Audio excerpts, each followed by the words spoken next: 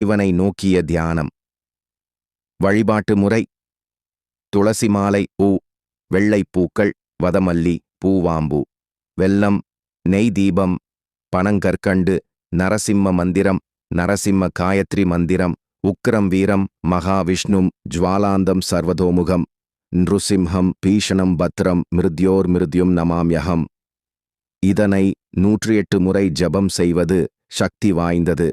தரதரத்து நரசிம்மர் வழிபாட்டால் கிடைக்கும் நன்மைகள்: பயத்தை அகற்றுதல், மனதிற்குள் பதட்டம், திடீர் பயம், தூக்கமின்மை போன்றவை நீங்கும். கருட தோஷ நிவாரணம், குலதோஷம், பித்ருதோஷம், கிரக தடை நீங்கும். வசீகர சக்தி: எதிரிகள் பயந்து விலகுவர், செல்வாக்கு அதிகரிக்கும். மந்திர தந்திர தடைகள் நீக்கம். சூனியம், பில்லி, கருப்பு பூஜை போன்ற தாக்கங்களை அகற்றும். தொழிலில் வியாபாரத்தில் நிதான வெற்றி. நரசிம்மரின் கோபமான வடிவம் தீய சக்திகளை நசுக்கும். ஆனால் பக்தருக்கு கருணை கடல்.